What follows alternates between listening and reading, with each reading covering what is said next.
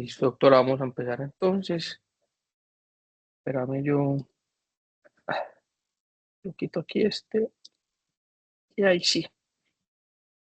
Entonces, bueno, buenos días. El día de hoy vamos a, vamos a hablar del primer episodio de luxación traumática de la rótula y cómo es la idea y cómo vamos a enfrentar este escenario en los pacientes. Es como la idea que hablamos con el doctor Daniel para la charla. Entonces, me tracé unos objetivos claros para el día de hoy. Vamos a definir en qué consiste la luxación patolofemoral y qué criterios debe cumplir. Se va a mencionar cómo sería el adecuado ejercicio diagnóstico al momento de enfrentarnos al primer episodio traumático de luxación de rótula. Y finalmente, hay que escribir cuáles pueden ser algunas de las opciones de manejo según la patología de base del paciente. Es importante tener una definición clara, ¿cierto? Y en la literatura han mencionado que a lo largo del tiempo y mientras se ha venido hablando de esta entidad, las definiciones no han sido del todo claras. Entonces, el último consenso que salió de la Sociedad Europea de Artroscopia Deportiva definieron pues la luxación patelofemoral como el primer episodio en donde la rótula se separa completamente del surco troclear. Y esto tiene que ser confirmado clínica o radiológicamente. Y es aquí en donde parte todo el ejercicio diagnóstico de estos pacientes con el primer episodio traumático. Es importante hablar de la luxación de rótula porque es un escenario en el cual es común en los niños y adolescentes, con una prevalencia de hasta aproximadamente 1.2 por cada 100 pacientes entre los 9 y los 15 años, con una población mucho más hacia la edad adolescente y con una tendencia a favor de las mujeres y sobre todo aquellas que practican deportes de impacto y que tengan, digamos, momentos de mucho pivote o de cambios de dirección. Hay que mencionar este tema debido a que tiene una alta tasa de recurrencia, según, digamos, las estrategias de manejo que se venían dando a lo largo del tiempo. Es una causa importante de dolor anterior de la rodilla y depende el manejo que se le vaya a dar a esta entidad, los pacientes pueden desencadenar o predisponer a muchos cambios degenerativos al futuro. Ojo, y aquí empezamos a tener uno de los paradigmas bastante relevantes. El manejo conservador se ha descrito en la literatura que va a tener una recurrencia cercana de un 30 hasta un 70%. E incluso en los últimos trabajos que más adelante vamos a mencionar, la tendencia tiende a ser mucho mayor a que el manejo ortopédico de esta entidad sea un primer episodio traumático, tiene una alta tasa de recurrencia por encima del 70%, incluso hay series que reportan hasta un 80%. Ojo, recordar que el ligamento patelofemoral medial es una de las estructuras más importantes que nos va a dar estabilidad a la articulación patelofemoral en los primeros grados de flexión. Es un escenario, digamos, que puede ser superior a muchas de las otras estructuras alrededor y es crucial al momento de su reparación y el momento de manejar el mismo. Aporta más o menos un 50 o un 60% de la restricción y de la traslación lateral de la rótula y pilas, que hay que tener un una sospecha alta que el paciente con este primer episodio va a tener un compromiso o una lesión de la patela, para que lo tengamos en cuenta. Y cabe recordar que para los que vemos urgencias y todo, y sobre todo la población que va a ver este video, que es la segunda causa más importante de hemartrosis luego de la lesión del cruzado anterior en los traumas deportivos. Rápidamente vamos a recordar la anatomía patológica de esta entidad.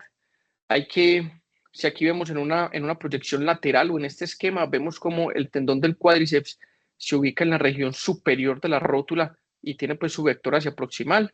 Vamos a tener una estructura bastante importante que ya se las mencioné, que es el ligamento patelofemoral medial, un ligamento medial, digamos como un repliegue, y lo mencionan como un tendón tricipital, perdón, cuadricipital femoral medial del tendón del cuádriceps, ¿cierto? Y es bastante importante estas dos estructuras, que incluso yo pues, se los voy a confesar, las conocí estando en el FELU, porque tuve un procedimiento con el doctor César Gil y me mencionó estas dos estructuras, el ligamento patelotibial medial y el ligamento patelomeniscal medial.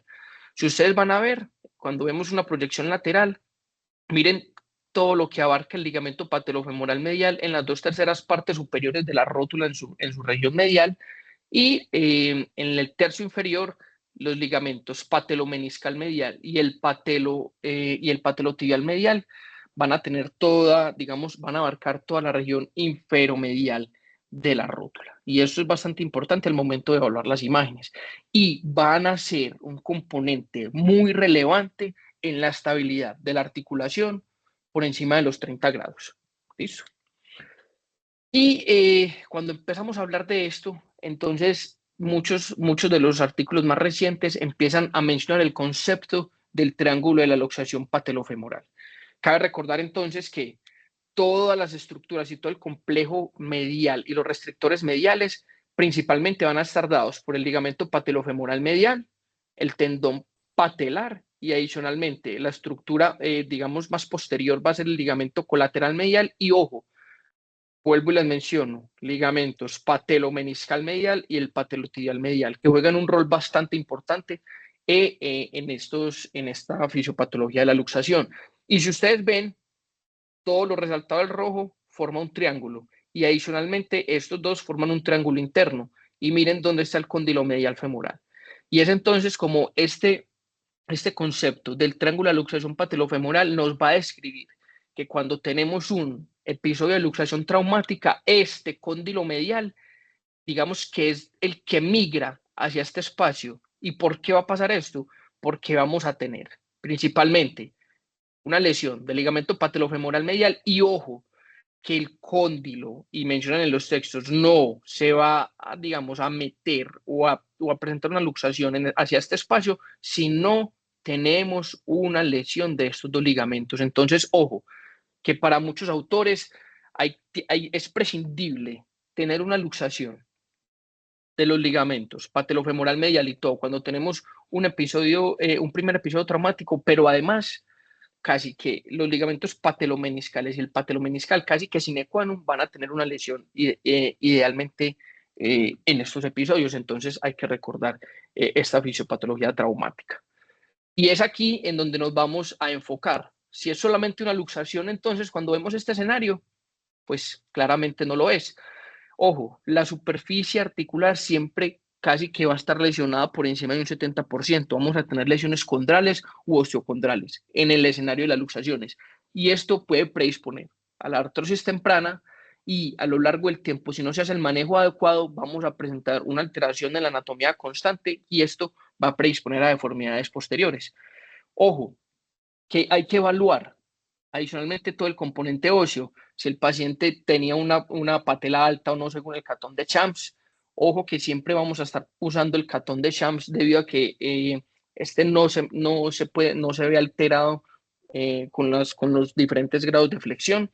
Evaluar la displasia troclear, ¿cierto? Los pacientes según la clasificación de Dejure, si tenemos un bump superior por encima de los 3 milímetros o una disminución en la profundidad de la altura del surco por encima de menor a 4 milímetros, y la alteración del TT y el TG, que más adelante vamos a ver. Estos componentes óseos y estas alteraciones en los tejidos blandos, un aumento del ángulo Q, una displasia del vasto medial oblicuo asociado a una laxitud del ligamento patelofemoral medial y el patelotibial, y adicionalmente si el paciente va a tener una rigidez del retináculo lateral, que eso se va a ver traducido como un tilt aumentado en la inclinación de la rótula, evaluando adicionalmente los tejidos blandos.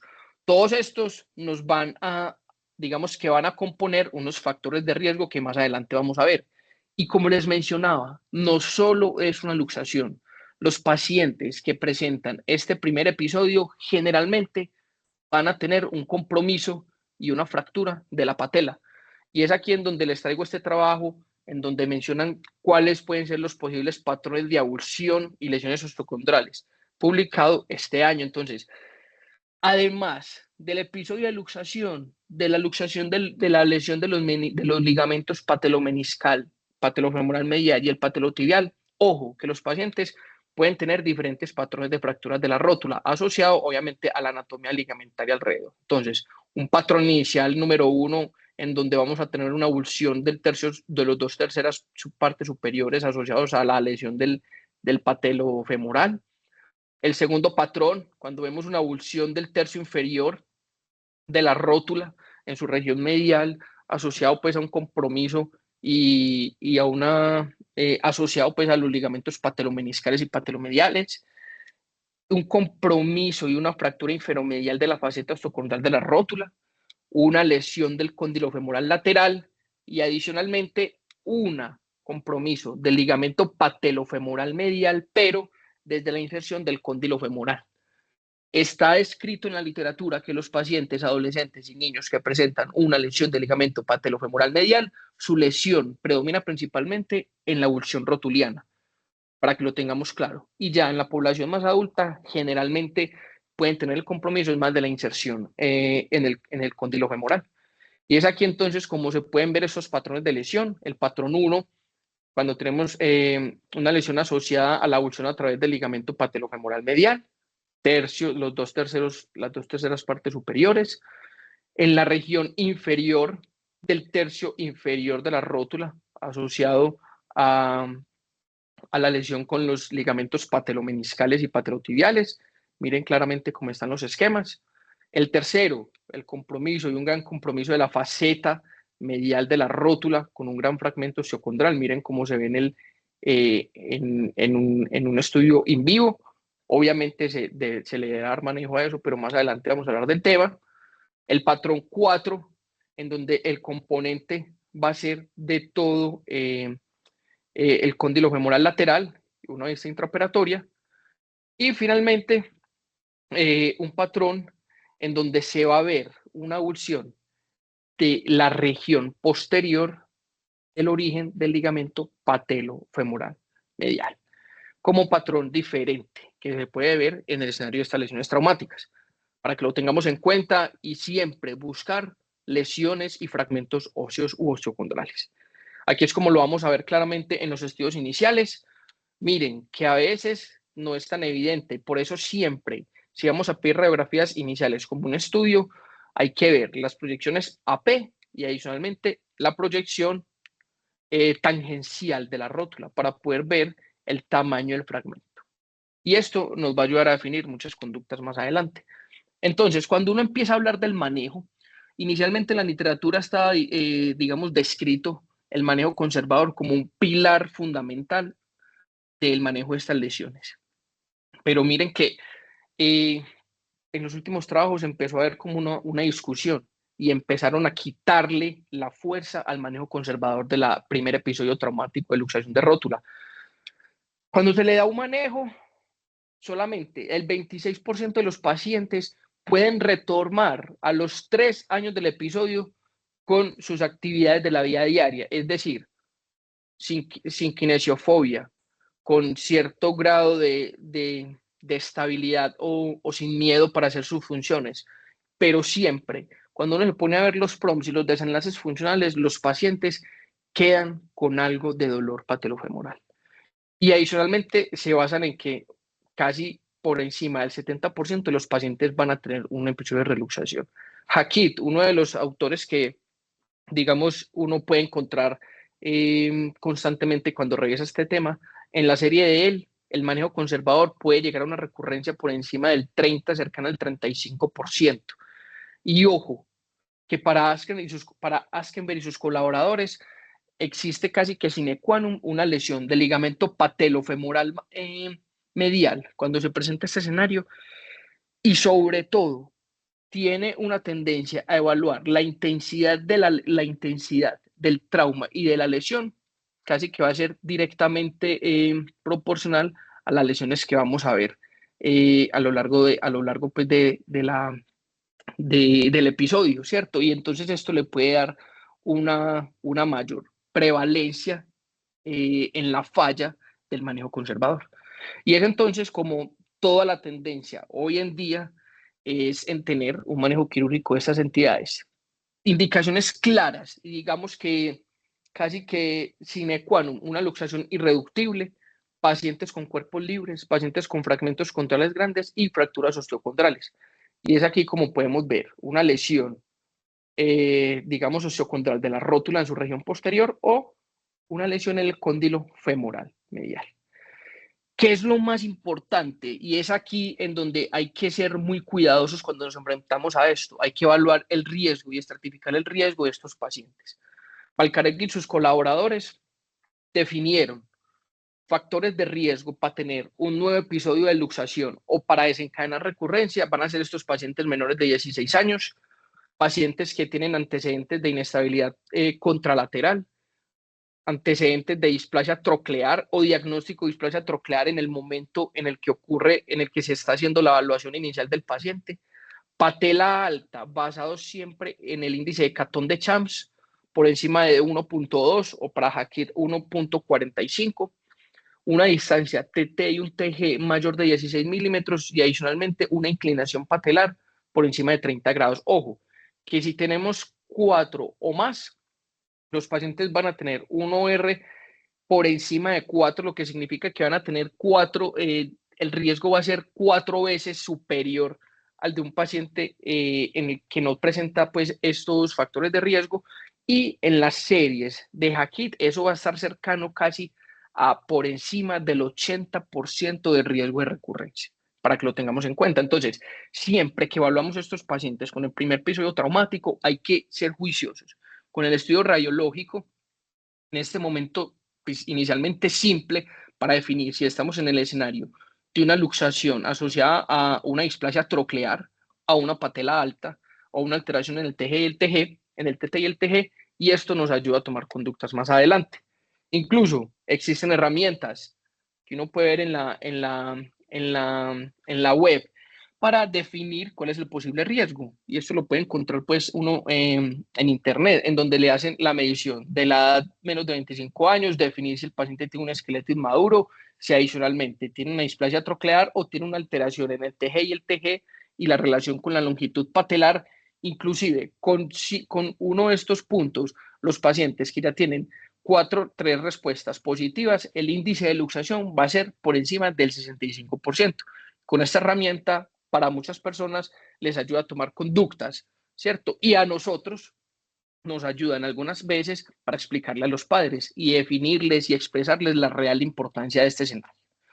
Entonces hay que definir, como bien les mencionaba, cuál es el grado de displasia troclear. Ya sabemos que las displasias de alto grado están por encima, son después de la B.